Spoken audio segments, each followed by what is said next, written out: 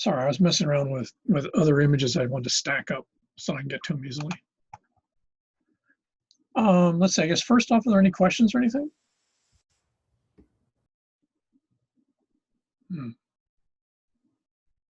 Sort of seems like this morning class. Everyone's sort of quiet today. Okay. Let me get back to what I was doing here. Okay. Last part of the soul sort of migration stuff is more to do with combination policies, but it also has to do with what you guys saw, since most folks have watched the Guatemala coffee video. You see part of that dynamic going on there, and you also see it with the videos I think everyone watched, which is the Filipinos and such living in other parts, as basically as part-time workers or temporary workers. So when you're looking at these all tie back into sort of migration issue, but sort of in two ways. Traditionally, migration was sort of based on two factors. One was either you were leaving a place, this push and pull stuff. You were leaving a place because you had to find someplace else to live, or someplace else sounded so much better you would just go there. The other alternative is that you're moving someplace else because financially it will have advantages. But in that case, many cases, like you saw, it like happened here in Hawaii in fact still does, at least till this year. would be that you move someplace because you want to send money back to family. So this goes back to this idea of circular, especially circular migration. When you're looking at sort of the total aggregate, you're looking at basically the two patterns of migration in terms of totality. We call these in-migration and out-migration. Immigration is, of course, means that is looking at the people who move into a society. Out-migration is the people that are leaving a society. And from group to group, from place to place, this varies tremendously.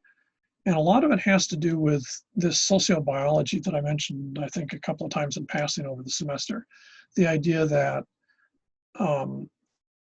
behaviorally who you are is a reflection of your genetic heritage. In other words, if you would, your DNA defines your personality, your attitude, your behaviors, etc.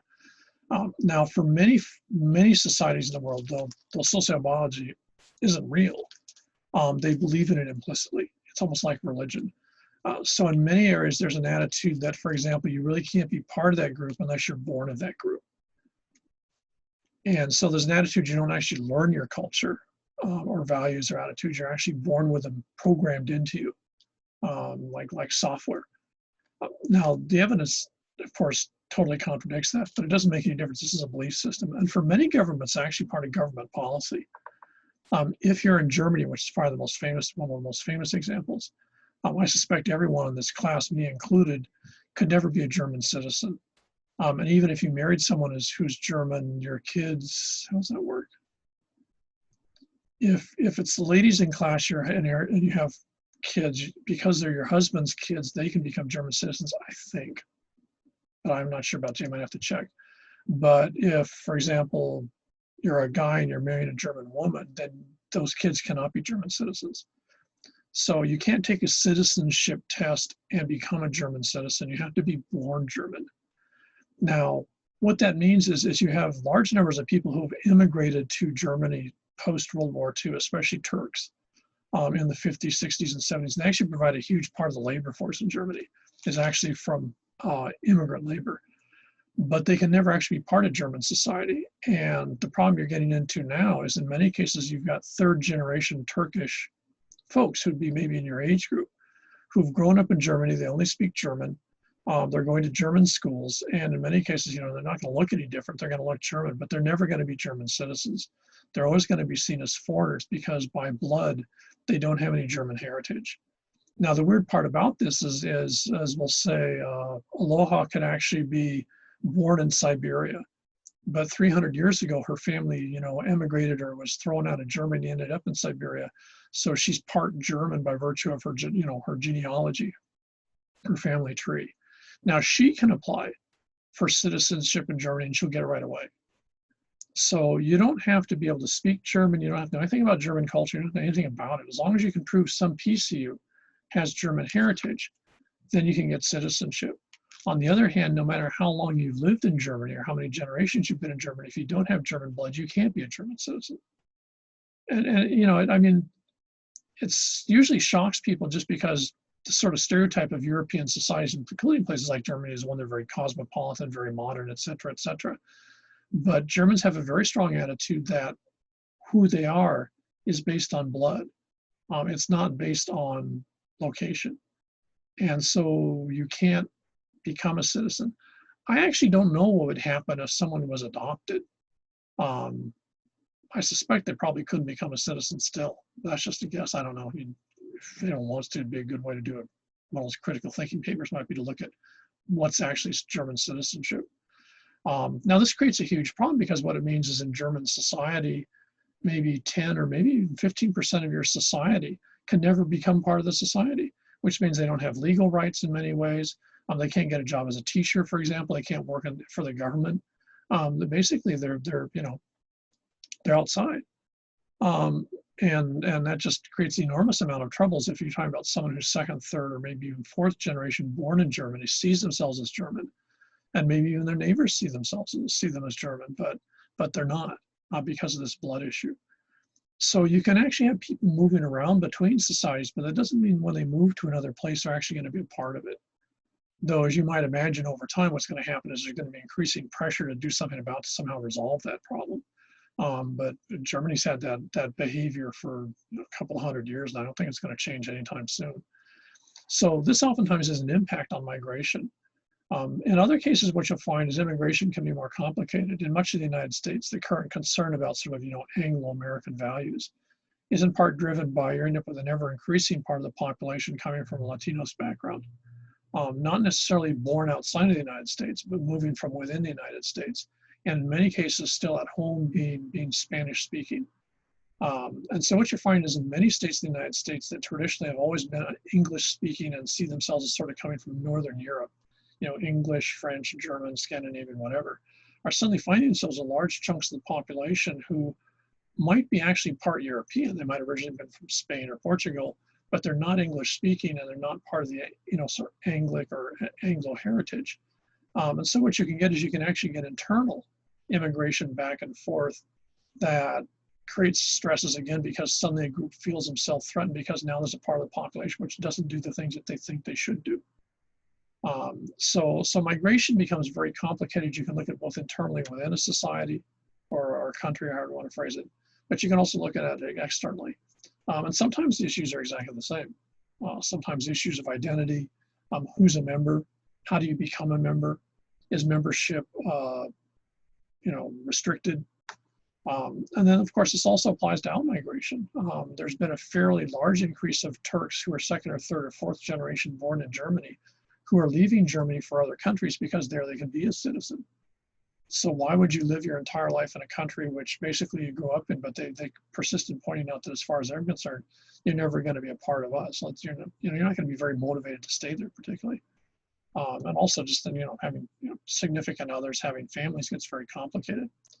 So immigration and outmigration, especially nowadays, because it's so simple. You literally can, get on an airplane and be most anywhere within, say, 16 hours. So moving is so incredibly easy and it's so incredibly cheap relative to even 50 or 100 years ago that almost anyone, if they really want to, could save up their pennies in a piggy bank for a short period of time and move somewhere else. So migration on one hand is one of the huge patterns of the 21st century. But, if you think back for a number of the videos we've seen, it also has a huge amount of complication attached to it. Now, what we saw with some of those videos looking at basically migrant labor is what we usually call remittance systems. And I think I mentioned this before, remittance systems didn't actually exist until the late 20th century because prior to that, there was actually no way to transfer money from one country to another. In fact, I seem to remember when I was Munchkin that what you had was something they called traveler's checks, which I'm not really sure how those worked, but they basically were almost like cash. And that allowed you to go to another country and basically pay bills or transfer money back and forth because there was no way to do it. There was no electronic transfer system. Electronic transfer, and especially now, which you could argue is stable, proprietary electronic transfer, means that I can work in Mexico, for example, and have my son's money sent back to here, or I can work somewhere else and have money sent back to here, or I can send money to someone in Mexico or whatever.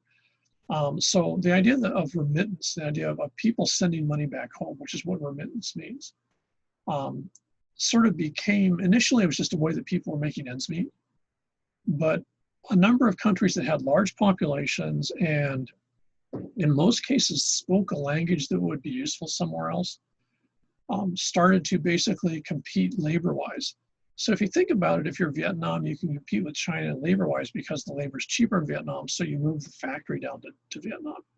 Another way to do that, if you could, which they can, would be to actually leave the factory in China, but import Vietnamese workers to work at that factory because it'd be cheaper than the Chinese workers. Remittance would be the second form. So in a remittance society, instead of moving factories or becoming a production or whatever type of base in your home territory, what you actually produce is workers. If you would, as factories, what they're producing is people, and then those people are then exported, and those people then send money back home. Here in the Pacific, this is the major way most Pacific areas get by. The other Polynesian areas, especially Samoa and Tonga, for example, would not exist if it wasn't for remittance economies. It's estimated that 40 to 50% of the monies in Samoa, American Samoa, are remittance monies. In Samoa, the country, it's even higher. In Tonga, it's something like 80 or 85% of the money in the entire country is sent from relatives who live outside of Tonga, many, for example, on Maui. So remittance actually, in that point, becomes actually part of government policy. So your government ministers who are in charge of finance will actually see remittance as just like they would production, like a factory or something. It's another way that money comes in, and they actually plan on it. The Philippines, I believe, is now at something like 35 to 40% of the Filipino revenue for the country is actually from remittance. In other words, workers sending money back home. When that money comes into the Philippines, it's taxed, so the government gets a piece of it. If I'm living in the Philippines and my relatives send me money, I'm then buying stuff and that gets taxed, which means the government gets a piece of it. So that's actually become government policy. So you find a lot of countries where basically, if not the highest, one of the major ways that they generate revenue is by basically getting their workforce to go work somewhere else in the world to send the money back home. As we saw in those videos, this becomes really sort of iffy in a bunch of ways. It depends on another place that wants cheap labor. It only works if you have some sort of communication. So for example, the Filipino workforce in Hong Kong has been sort of dropping off every year. And that's because in large part, Hong Kong, ever since it's quit being part of the British system, fewer folks in Hong Kong actually speak English well. And of course, Filipinos don't speak Cantonese. So the only way they can communicate traditionally was in English. And because both groups had learned English traditionally up until the 1980s in their education systems, it meant that you could have Filipino workers living in Hong Kong who couldn't speak a word of the language that people spoke there, but the two groups could communicate in the lingua franca of English. In places like Indonesia, you can migrate, you can have immigrant workers in Saudi Arabia, for example, because they all learn to speak Arabic. Indonesians learn Arabic if they're Muslim because you have to learn Arabic because that's how you do Islam. Islam is done in the language of Arabic. So at some point they can functionally get by if they're someplace like Saudi Arabia. They can't really speak the language, but they can understand it. So if you don't have that common language, then you're not going to be an attractive workforce. No one's going to hire you just because you're cheaper if they can't talk to you and tell you what to do. So remittances are oftentimes based on a set of historical attributes. You know, what places you either came from or what places had you as a colonial possession, and what did you learn from that? So it's exporting people instead of exporting stuff. So remittance for about, I think it's about almost a quarter of the world's countries is a part of their actual financial policy or fiscal policy. And for these 25, 30 countries, most of them in the Pacific, it actually is the major way that they get revenue. The Micronesian states, for example, would cease to exist as countries if it was not for, in large part, remittances. That's a huge part of the money that comes into someplace like Chuuk, for example, or anywhere else in the Marshalls. Or I should say the Marshalls, Chuuk's in FSM. So remittance is a huge part. Again, it's all recent. Remittance has only existed in its modern form for maybe the last 30 years. It's only become a really big thing in the last 20 years. How this is going to expand, if it's going to stay, hard to tell. COVID's obviously done a major hit on a lot of this, but I don't know, it's going to be sort of interesting because if you get used to having a cheap workforce from outside, and a good example would be Hong Kong, the people that do a lot of the cleaning, the people that are the chauffeurs, the people that do all sort of the junk jobs that Hong Kongers don't want to do, are all largely Filipino. Now, if the Filipinos suddenly leave or for some reason Hong Kong doesn't let them in anymore, those tasks still have to be done. But you didn't have Hong Kongers that were willing to take on those jobs. The pay was too low or the status of the job was so low that they just didn't want to do it. So then you'd have to find some other replacement way of having that happen. And so remittances are sort of interesting because they tie into this whole issue of sort of labor demand in sort of interesting ways. Because invariably remittance workers are all told pretty much, you know, without an exception, you can come over here and work for X, whether it be 5 years, 10 years, or whatever, but you're not going to migrate here. So for example, the UAE and Saudi Arabia both import literally tens, if not hundreds of thousands of foreign workers in these remittance schemes. But those folks cannot apply for citizenship. They have to leave it whenever their quote contract ends, which I think is usually 5 years in Saudi Arabia. So at the end of 5 years, you know, you literally they grab you, put you on a plane, and send you back to wherever you're from. You can then reapply to come back again, but again, you're on a, you know, it's temporary, and they make it very clear there's no way you're ever going to move there and live there. You know, as if you remember those short videos, that's both, there's goods and bads to that in some ways. But again, it's very, very recent, so we're not really sure what the long-term impacts are. It can get pretty complicated, but again, it's so new, we don't know. Now this ties into a thing that's usually, it's in cultural geography, but oftentimes more in anthropology. And this is the issue of assimilation. So if I'm from let's see, if I'm from the northern part of Luzon in the Philippines, so I'm from Baguio, for example, and I go and I work in Hong Kong, and I work there, and I go there, I work there on a 5-year contract, come back, but then after a couple of weeks I go back there. So after 20 years, I've spent almost my entire adult life in Hong Kong. I will have picked up a fair amount of Cantonese. I will probably develop a pretty strong taste for Cantonese food because it's what I have to eat all the time, because it's what my employer eats. And in many ways, I will become much more cosmopolitan than I was when I was living in a Filipino town in the northern part of the island of Luzon. Now, at some point, what that means is I've partially assimilated to life in Hong Kong.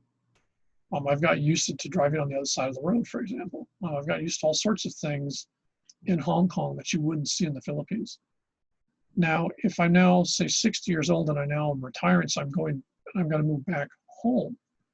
Notice how you end up in sort of a complex assimilation problem, because on one hand, I'm from there. I left there, I would live there till I was, say, 20 years old, but I've pretty much not been there for the next 40 years. And now I'm going back there. So I'm going to have somewhat of a hard time fitting back in with my family and the folks in that neighborhood, because my life experience for much of my adult life has actually been radically different. And it's a good bet that, for among other things, I'm going to miss some of the Cantonese food that I used to have normally in Hong Kong that I can't find near as easily, and it probably won't taste the same if I buy it in Baguio City or something like that. So this is the issue of assimilation, or oftentimes maybe acculturations, and both the same thing pretty much, where you get used to adapt into another place that you move to. And either that you do, or in some cases that you don't assimilate.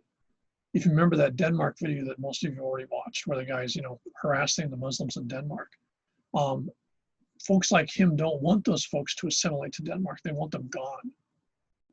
So this issue of assimilation becomes a real complicated one, because a place that you move to generally wants you to assimilate because they don't like dealing with outsiders. Cultures are very conservative by nature.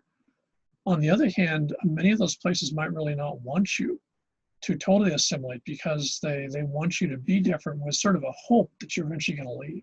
They don't want you to be permanent.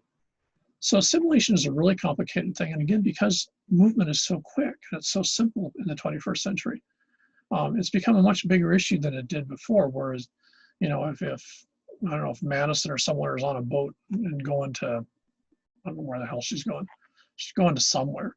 Then it might take a couple of weeks to get there. It's incredibly expensive. In modern terms, for example, to sail to Hawaii, even in the 1930s, was about $4,000 in today's money versus, airfare. And it took 14 days. So, when she's here, she wants to go home. That's going to be really hard. So she's going to have to assimilate to the system here. There's not a lot of option. Now you think about it, as Chaminade students, you fly over here, flew over here a couple of months ago. We'll say if you're from somewhere else. You stay here, we'll say that you're now a junior, you're going to be here one more year. So you're here for part of the year, then you go home for part of the year, you come back for part of the year, and then you go back home. So the amount that you've actually had to assimilate can actually be quite small. You can be a Chaminade student for 4 years and never really assimilate very much into local society here, because there's not any particular need to. Especially with social media like the Zoom we're using right now, you can still talk to your family and friends back wherever home is. So you can still speak your language. You can still do stuff to say your way, even though you're physically living somewhere else. And this has become a big issue, because assimilation in 2020 is just as necessary as assimilation was 100 years ago. But I would argue in many ways it's actually a lot more difficult to assimilate in 2020, because it's so easy to avoid it. Last year, before COVID started up, the number of students you'd see walking around on their phones talking to someone from home while they're at Chaminade, I made it very clear that in many cases they weren't really at Chaminade. They were physically at Chaminade, but what was more important to them was the person on the phone. So they could actually be here and yet actually experience very little of what this place is about. And to be honest, they weren't interested in it, because assimilation is oftentimes emotionally and mentally really draining. It's very hard to assimilate to another group, and so people do everything they can to avoid it. And in this day and age, you can through social media. And of course, all this then, especially with the Germans, ties into nationalism. If you tie national identity or the country to a particular ethnic group, and this idea, for example, like the Germans have of blood, then you basically can sort of say in a really casual way, oh yeah, you Turkish guys, yeah, you're really good and you've been working here for 3 generations, you're really hard workers and thank you very much. But since you're not of the German blood, then you're never going to be German. So we're never going to actually let you stay here in a permanent sort of way. You know, it's not that we don't like you, but it just can't happen. So it provides you with an excuse to basically ostracize or segregate a part of the population. Nationalism is an incredibly dangerous concept in many ways. And it didn't exist till pretty recently. But it's a huge part of the whole migration issue. Who should be a member of a place? Who do you invite in to be new members of the place? Who do you want to keep out so they can never be members of the place? And of course, this has become an enormous issue in the United States in the last 4 to 6 years. It's an idea of American nationalism. Who is a real American in 2020? And with the presidential elections, you can see it's just constantly one of the major themes has been, you know, what's a true America? Which is, you know, just such an abstract and strange concept. It's sort of hard to grasp. But what you get is the idea that you start to tie national identity to a particular ethnic group. And in that way, it allows you to segregate or ostracize other folks just by saying, well, if you're not part of this group, I'm really sorry, you really can't be part of this society. And it means you don't have to spend any time and effort trying to adjust to them or adapt or change to them. You just pretend, well, it's not, ain't happening. It's nice knowing you guys, but you're out of here. So migration, especially if you look at the, you know, presidential discussion going on, I think the elections are in a week or two. You know, you look at this stuff and you look at these whole discussions on migration, they're absolutely one of the key issues in the United States, you know, this month. So, you know, that's, as with a lot of this stuff, it tends to be pretty current.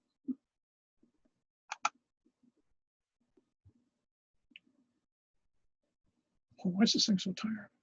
My machine's tired, it wants to go home already.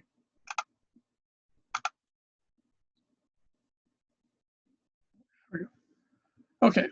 What I want to segue on is into tourism. And we're going to spend a fair amount of time on this, relatively speaking, just because one, it's a real critical one here, especially with tourism not being around right now or just coming back. It's even more visible because it's one of those things that if it's around all the time, you don't sort of notice it. It's like white noise. And secondly is because from a geographer standpoint, it's probably one of the most fascinating aspects of geography in the 21st century is tourism. So first I want to spend just a little bit of time going through the background of it. Because tourism in many ways is one of the strangest economic activities on planet Earth. And it's pretty much only been for the last 100 years.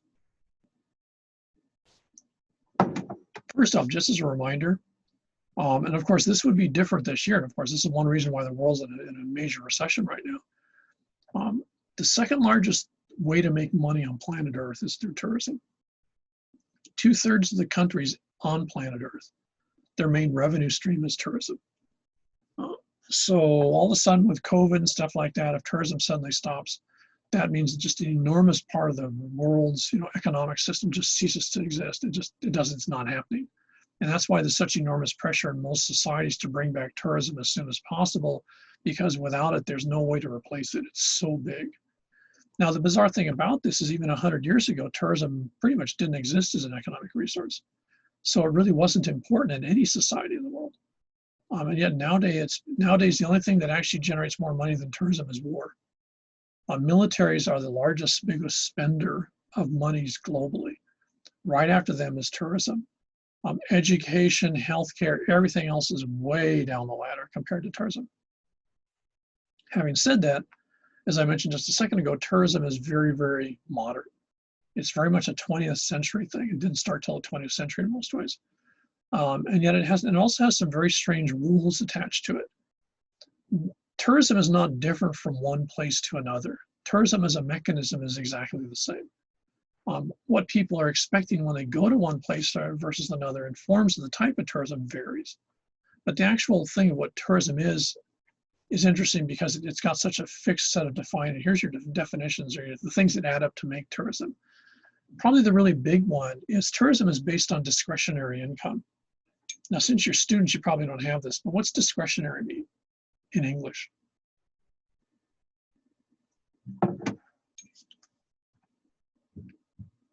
If I give you an assignment and I say, okay, it's discretionary as to whether you do the assignment or not, what did I just tell you?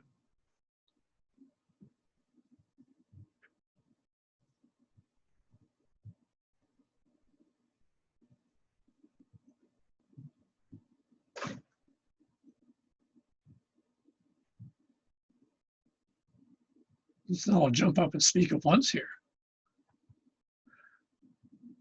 What's discretion? So drop the last 3 letters out. What's discretion?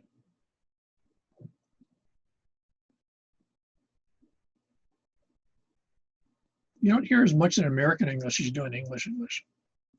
Actually, Canadians, I think, use it a lot.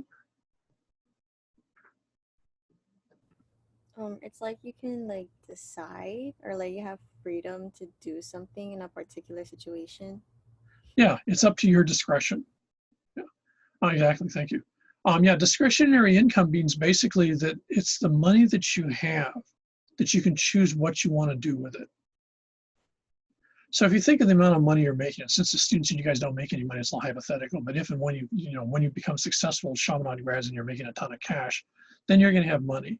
Okay, the money coming in falls into 2 categories. A large chunk of the money is going to be non-discretionary. So if it's making rent, paying car insurance, whatever the bills are that you have, food, whatever the things are that you have to pay to survive. At many jobs, even here in Hawaii, bad paid as it is, you're also going to end up with a chunk of money that doesn't fit those needs. You end up with a chunk of money that basically isn't needed for paying bills. And that's, might think of another way to phrase this might be like funny money. It's money that you can spend on stuff that you want to spend. So if you want to go out and treat yourself to a good dinner, if you want to go out and do something, you want to go to Disneyland or you want to go to Vegas or whatever, that would be hopefully with discretionary money. Okay. Now, the key thing about that then is it's money that you can choose what to spend it on. All tourism, no matter where it is or what type of tourism it is all based entirely on discretionary income. Now, if you think about it, especially, we'll say that suddenly they come up, suddenly we'll say like 1918 with the Spanish flu thing. All of a sudden it's now 2021 February, and all of a sudden COVID just disappears. They didn't come up with a vaccine yet. It's just something, poof, and it just vanishes. Okay. So all of a sudden everyone sort of wakes up one morning and no one's getting sick anymore. And the people who get sick get better really quick. And everyone started scratching their head trying to figure out what happened. And no one knows. It's just all of a sudden it just stops. Now, why would a lot of people still probably not go on vacation somewhere?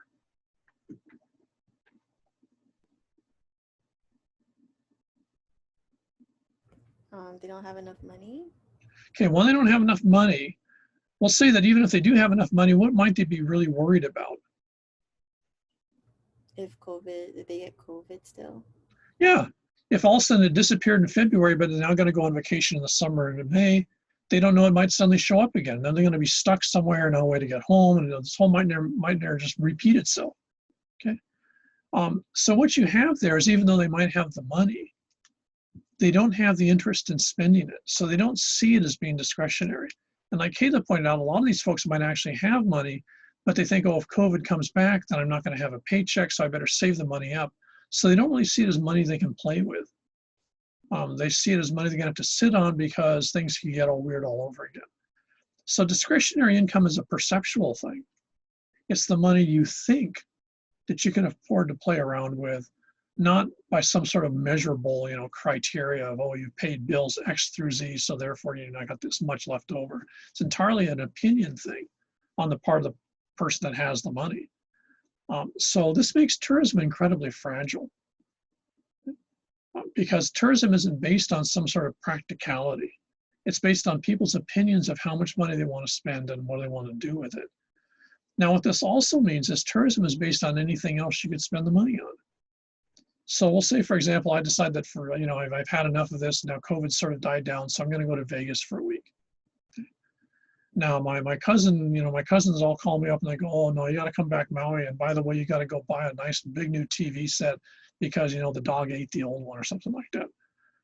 So now I can either go to Vegas or I can buy this big TV and ship it to Maui. But I don't have enough money to do both of them. And we'll say they're going to cost about the same amount of money. So in that situation, I have these choices in terms of what I can spend the funny money on, but I can only do one thing. So I can either be a tourist. I could be a tourist to Las Vegas. Maybe I can go to Mexico with the same amount of money. Maybe I could go to Tahiti with the same amount of money, or I can buy the TV, or, I don't know, I could do something else with it. So discretionary income, everything that wants the funny money, is competing with everything else that wants the funny money. So if you're Las Vegas, you're not only competing with other tourist destinations, and we're a huge industry in Las Vegas. The Boyd Group spends millions of dollars a year advertising for locals here. We're actually one of the biggest groups to go to Vegas. The percentage of population from Hawaii that goes to Vegas, oftentimes by the month or every 2 or 3 months, is by far the largest in percentage in the entire United States. Don't ask me why. I've never quite figured it out, but I know my relatives do. So it's the thing that you do here. And what that means then is what Boyd Group, which is one of the main advertisers, Vacations Hawaii is, which usually sees their TV ads, and they own a bunch of the casinos in Vegas, is they're gonna have to compete. They're gonna do ads because they want you to think of going to them first before you go to any other place in Las Vegas, before you go to any other place where there's gambling, before you go to any place else like Japan or something else that might be more different or more interesting. They don't want you to do that. They want you to spend that discretionary money on them. So they're competing with anything else that you can spend the money on, which also means if all of a sudden, for some reason, Vegas gets a bad rap here in Hawaii, that they're going to have a very hard time getting you back because you can have all these other choices that you could spend the money on anyways. So tourism is incredibly fragile. It's entirely based on perception, and one rumor, one huge, Instagram-based blog post or something like that, and a place can just fall off the end of the world in terms of tourism revenue. It doesn't have to be based on something actually happening. It can just be a rumor. All of a sudden, folks could say, "Oh, when you drink the water in Las Vegas, it'll make you sick, and you'll end up, with tummy problems and everything for a week, and oh, da da da da." And everyone like freaks out and go, "Oh man, I'm not going to go there." And all of a sudden, tourism just goes pong. It doesn't have to be true. Border could just have some free time with his thumbs, and he's on Instagram, and that's it. If everyone buys it, and all of a sudden it gets retweeted 15 million times, now it's real. So tourism is incredibly fragile. It's the same as you find, for example, if you're ever in the restaurant industry. Getting customers is always based on their attitude and opinion. It's not necessarily based on something measurable.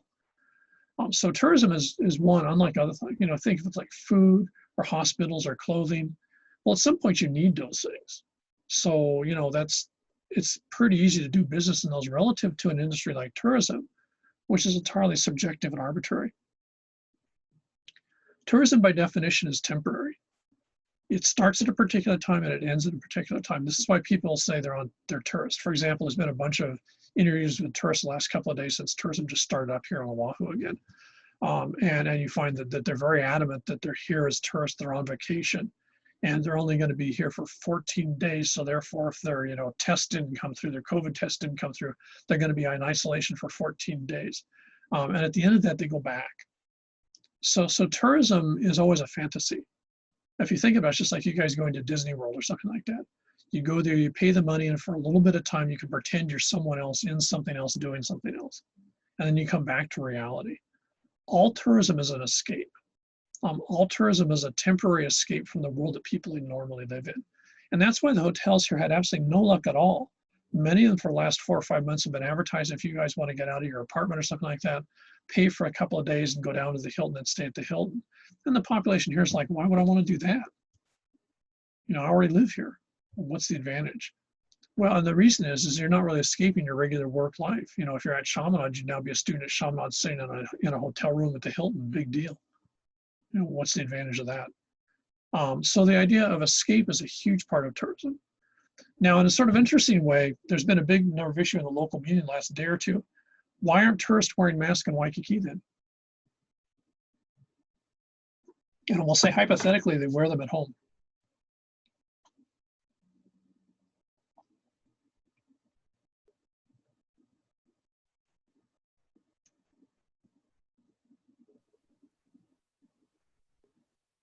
It was in some sort of informal survey I saw yesterday, which said basically they estimate 60% of the tourists in Waikiki aren't wearing masks.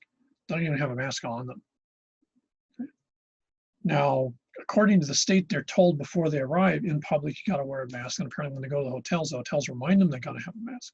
So it's not that they didn't know. Why aren't they doing it? Because they don't want to.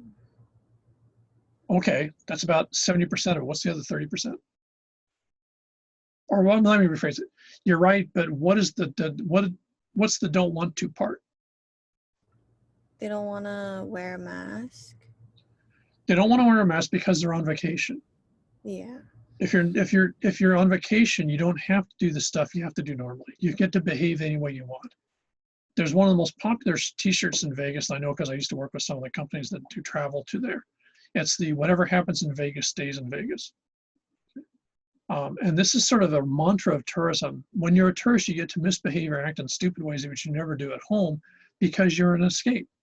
That's the idea of a vacation. You get to act like an idiot if you feel like acting like an idiot, and there's supposed to be no ramifications. So if at home you wear a mask, but you're a tourist here in Hawaii, you shouldn't have to wear a mask if you don't want to, because you're on vacation. Does it make any sense? No. Does it happen? Oh yeah. I mean, yeah, those of us in the business could have told everyone they're not going to wear a mask. The only way you're going to get them to wear a mask is if you actually tape it on their face. Even then, they're going to take it off. Well, it's become a huge issue in a lot of Europe, where again, they've now gone into a second COVID cycle. They now required mask wearing. And a lot of places, especially in England, are making a huge amount of money off of fining people for not wearing masks because they can't get the tourists to wear a mask. They just won't. They'd rather pay $100 fine than wear a mask. And yet if they're at home, especially in Europe, you generally do wear a mask, but they don't when they're on vacation. And so this is all part and part of tourism. The Hawaii class, one of the things they were looking at recently was tourism and the environment. And some of the students were saying, well, you can educate tourists in how you should act here to deal with especially Hawaiian values and attitudes. And why would I tell them that's not going to happen?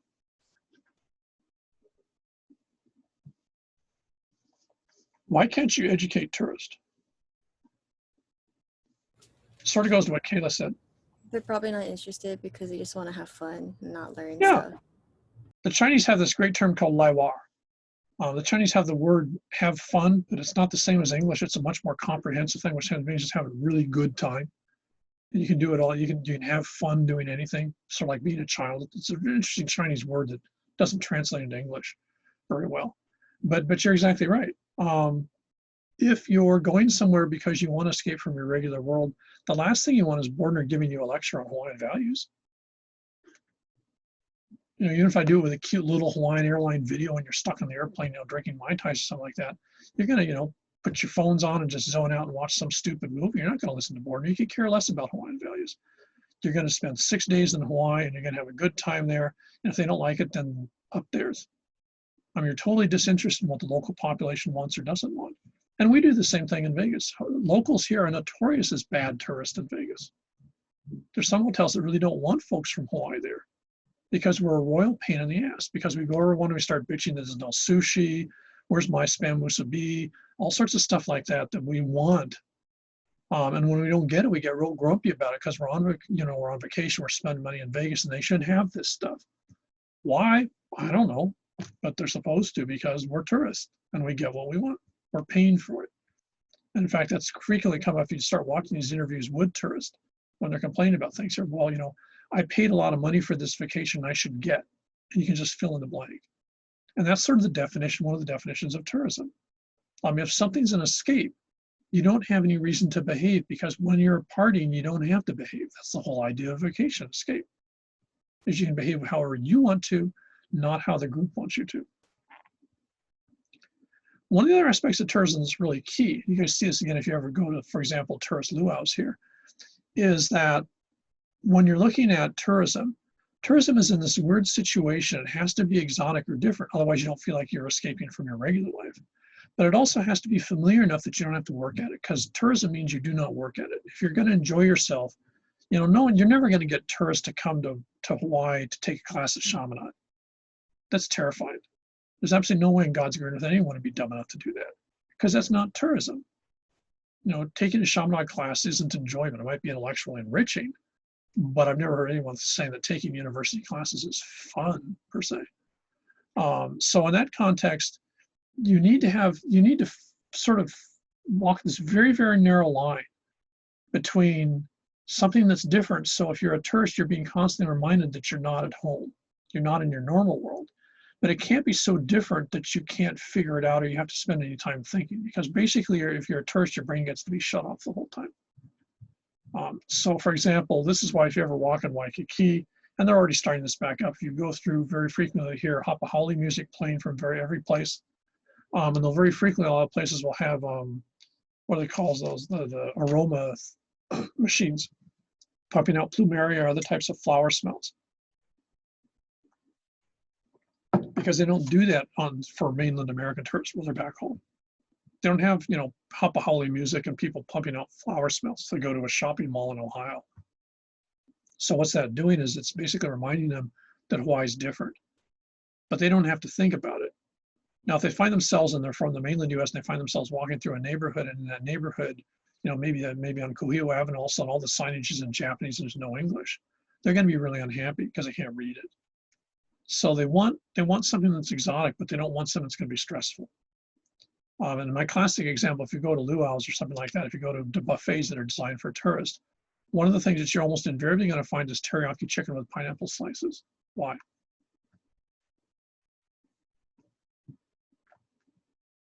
Now you have to put yourself in the context of someone who's coming over here from Indiana, or maybe even New York or Texas or something like that. If you guys can figure this out. Why is teriyaki chicken with pineapple slices going to be one of the most popular dishes? It's something they never tried before. Okay, exactly. They might have had teriyaki sauce, but they probably never had it that way. And they probably had pineapple, but maybe not pineapple slices on it. Though the pineapples are actually largely grown in the Philippines and Indonesia and shipped here. We don't grow pineapples here anymore. So they're not actually from Hawaii. And the chicken, of course, isn't from Hawaii either. Neither is the teriyaki sauce. Some of that stuff's actually from here. Now, what's familiar about it then? If you're from the mainland. Teriyaki sauce isn't particularly familiar. Fresh pineapple probably isn't familiar, but what is really familiar? Chicken. Chicken. Okay. So as far as they're concerned, it's just chicken flavored a different way. So they know what they're going to get, sort of. So that's to me is one of the best ways to think of the idea of what tourism is. Tourism has to be different flavors, but it can't be something totally different. And you can see this if you ever go to the big luau's like the one at Paradise Cove, because they'll have the bowls of poi there. And what they actually learned a long time ago, I didn't know this until I had to go to a baby thing a couple of years ago, was that they actually have little like pill cups, little paper cups they use like a dentist office, and they have those all around there. I couldn't figure out why, because we eat poi all the time, so it's like we go into big bowls, and no one was touching it, but all the tourists were going up there and putting a little tiny bit in the little cup, and that's because they've never seen poi. They have no idea what mushed up taro is. And so they're not really sure what it is, but they really want to try it because it's exotic and different, but they don't want to try enough that they actually have to eat it. So by putting a little bit in a cup, they can taste it, make all sorts of noises about how funny it tastes. It's all bitter and it's all, it doesn't have any flavor, blah, blah, blah. And now they're all happy because they've tried it. And then what they do is they go back and they fill up a whole plate full of teriyaki chicken with pineapple. So the poi is too different. Lomi lomi salmon for many of them is too different. But teriyaki chicken with pineapple, that's just right. It's not the same as you get at home. It's not KFC or whatever they eat back in the mainland. But on the other hand, it's not really that different. Now you go any place, you're gonna have the same thing. If you go, if folks are from here, and they go, this is why LNL Drive-Ins has, I think, 14 outlets in Las Vegas. Why? Because the local population wants to eat somewhere that's sort of like here, but not quite the same. And so some of the menu things are different.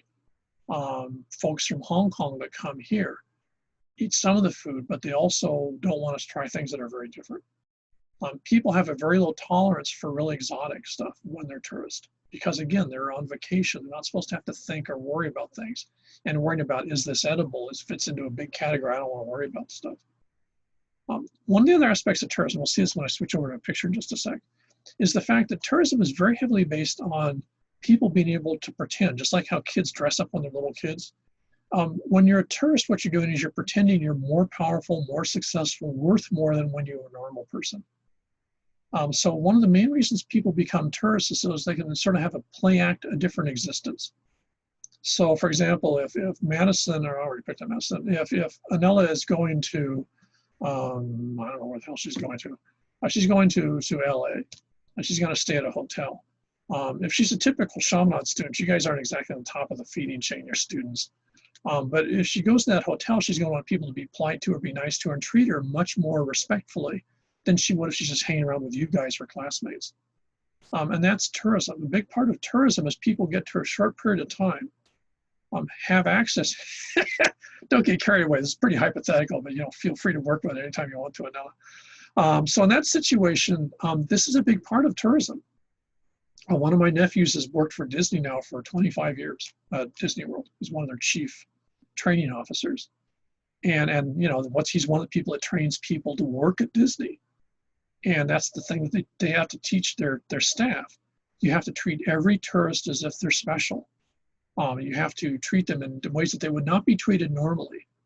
And that's what they're paying for with at least what he calls, I think, the Disney experience, or whatever the hell Disney calls it. And that's if you work at a hotel here, if you work any place in here in the tourism business, that's the way you treat the tourists. You don't treat them as if the people that are in class, treat people in class with you. You have to treat them special. And their attitude is they expect that because they'll frequently hear, well, I paid this amount of money to stay in this hotel and I expected this level of service. And if they don't get it, they'll be all over Yelp about it, or Twitter. So all these are actually criteria that tourism follows, and it doesn't matter where in the world you are, these criteria are all there. And it can make life pretty complicated. I'll get into these in a second. Let's go into the history parts. Okay, let's go into this first because I want to get this before I forget. Tourism didn't exist until the 19th century. And the interesting thing is tourism in its original form was in country. In other words, tourism wasn't going someplace all that radically different. In fact, the first place tourism starts is actually here. Let me switch these.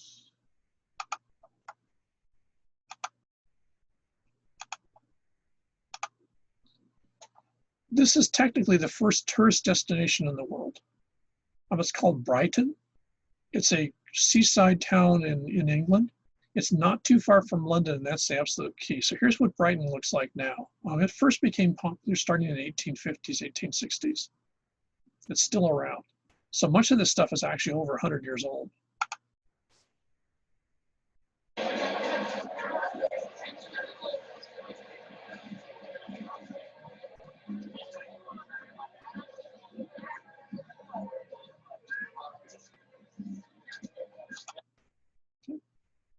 Now, what you see if you look at this little sign, I've never watched this ad, but I've watched this thing before.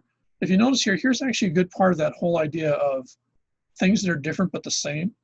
Most of the tourists that go to Brighton are actually from other parts of England. So this is internal tourism. So it'd be like folks here going to Vegas. So notice how this little sign for this place is. It's got craft beers. Well, British drink a ton of beer. Ales, different type of beer. Seafood, but again, all this stuff said dogs welcome, DJs every weekend, private hires. I have no idea what private hire means. So all this stuff is stuff that the British would be familiar with, but they expect to be a little bit different. They're outside, they're able to do stuff. So it's not like home. They're here because it isn't home. It's an escape from home. Okay. Now, Brighton starts up for the weirdest of reasons, and that is that it's the 1830s, 1840s. They started steam locomotives or steam trains. And originally the first trains were in London moving around. So they're basically a version of what we now consider rail or rapid transit. But the problem was it was very expensive and they couldn't get people to pay for them. So the problem was they had a rapid transit system and no one wanted to go on the trains. If no one went on the trains, they go bankrupt. So they're desperately looking around for some other way to get people to pay money to go on a train. And they suddenly realized you're not going to go on a train unless you got somewhere to go. I mean, it sounds sort of stupid, but they hadn't figured that out yet. And so what they realized is they had to provide what we call a destination. And this is still one of the major words if you get involved in tourism. And this is a big thing with geographers. It's why my company is involved in tourism, because it's what a lot of what geographers do is tourism based. And destination is the word you hear. Destination is the word that tourism uses. And you hear it a lot even in the media here when the tourism industry is talking about Hawaii as a destination or something like that. Brighton was the first destination. And when you think about the word in English, just means if you're on a train, for example, it's where the train's going to. So what they realized is if they could come up with a reason for people to go somewhere, then they could sell tickets on the train. And if they sold tickets on the train, then they could make some money. So what they did is they found this real trashed out, totally, pretty much almost entirely abandoned near ghost town on the coast of England called Brighton. It had been a fishing village. It had fallen on bad times. The whole place was pretty much gone. It didn't exist anymore to all intents and purposes. And the guys that owned the railway started buying it up. And so what they did is they bought up huge chunks of Brighton. Let's see if I can get this to pop up. Wait, hang on a second. I always forget I gotta flip these. Here we go. They bought up huge chunks of Brighton and they built it up. And what they did is they, it's an amazing sort of example of foresight, is they built the first tourist destination. Now here's almost the same spot in 1890 we just saw in that video on YouTube. So by the 1840s, 1850s, they started building all this stuff. They built huge numbers of, relatively cheap hotels, what's called a promenade. The beach here at Brighton's sort of interesting because it's actually rock. There are very few sand beaches in England. You have to remember, for most of the year, the water out here is probably about 45 or 50 degrees. So if you go out there, you almost have hypothermia the minute you hit it. So they weren't really planning on people going into the water. But what it was an escape, because what they want to do is they want to get the people who are living in the cities, especially in London. You have to remember, these are polluted, really nasty places in the 19th century. And so they started selling, buy this ticket on the train, go here for the weekend with your family and experience, an escape from your normal life. And so they literally made this entire huge town out of a fantasy. And it was incredibly successful. It saved the railways. It made this whole thing. And, as we saw just a second ago on that video, it's still around in 2020. This was the first tourist destination. This actually defined tourism. Prior to this, if you had a lot of money, you could go somewhere. So for example, if Amy has a ton of cash, we'll assume Amy's really wealthy, then she would go somewhere maybe to go to a special spa, or she'd do this or that or the other stuff. And that's because she has this money. So she could go somewhere, but it's because she's wealthy. Tourism required that the majority of people be able to do something. So tourism is a mass thing. Tourism isn't an elite thing. And so this is a whole mess of folks. Almost everyone you'd see in this picture would be of the working class who worked in one of the cities in England, who comes here for a weekend or a couple of days to get away from the nasty sort of drudge life that they live. And so this is their version of a fantasy world. And you can still see that if we go back to that. Where's that video?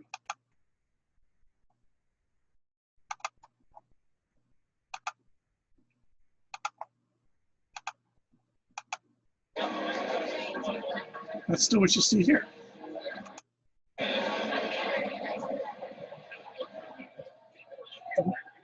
This is a fantasy world. 2 cats and a cow. I have no idea what that is. The open studios. Who knows? Who knows what this stuff is? But it's all stuff people don't normally do. People don't normally dress like this in England, but he's going to dress like this because he's on vacation in Brighton. Traditionally, people in Brighton wear these really silly ass hats. I have no idea what that's about. Wearing goofy hats that you'd wear like at Halloween here is a really big thing in Brighton. I don't see anyone doing that. But that's very typical of this whole sort of scenario.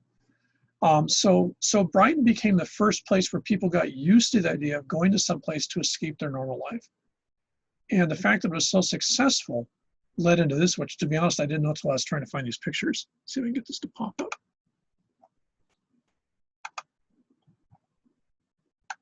If you want to do it, you can do a really good paper on this, one of the critical thinking topics. It turns out that by the early 20th century, a bunch of different places in the world that wanted to be tourist destinations called themselves Brighton Beach. So they actually took the name of the place in England and they made it theirs. So Coney Island, part of Coney Island was called Brighton Beach, and they basically made a copy of the English version and put it down outside of New York City. The part of Australia, one of the beaches in Australia was called Brighton. In fact, it's a good sized city now. And that was actually named after this small podunk town in England that had by then already become the center of tourism. And so what you get is this sort of odd scenario that the place name actually becomes a marker of the type of activity that you can do. To be honest, I had never realized that. I never knew anything about Coney Island. I never realized there was a big chunk was actually named this. But that's why they named it. If they wanted to grab tourists from New York and the other urban areas in the northeast part of the US, and you wanted to go someplace cheap, you named it Brighton Beach. Why? Because they had heard about the English one that they would never be able to experience because they didn't have enough money. So you make your own version of it in New York for them. On the west, this was It's an area outside of Monterey. There's a I can't remember. There's some sort of a beach area in Carmel that's based on Brighton, which is still there, which is the same thing. So all across the world, you found that people would build escape places for people to recreate and basically recreate this place in England that originally been entirely built for the sole purpose of selling train tickets. So this is the basis of modern tourism, is of all things, Brighton. And the image of Brighton. In fact, if you notice, a lot of these ads, a lot of these pictures are from a history of Coney Island, which I think is still one of the major resort areas outside of New York for folks in New York in the summer, I think especially. And that's, doing that same thing. You get to hang around with people, escape your regular urban life and be part of this different thing. And so this very quickly becomes a global phenomenon, especially in developed countries, by the late 19th century. In fact, it's too much. I mean, it gives you some idea of the size of this. Look at the size of the train station. This is the Coney Island, New York one. And this is Brighton. That's actually sort of a copy, I think, of one of the big old buildings in Brighton, England. So basically, everyone gets off the trains and goes to this place for a day or a couple of days and escapes the regular world and goes back home. So all the criteria that we still see in tourism in 2020 is already in place by the late 19th century based on this one location in England, which originally was for the purpose, ironically, of selling train tickets. And very quickly, the train tickets become secondary to the destination, which is why that word's still so absolutely critical in tourism.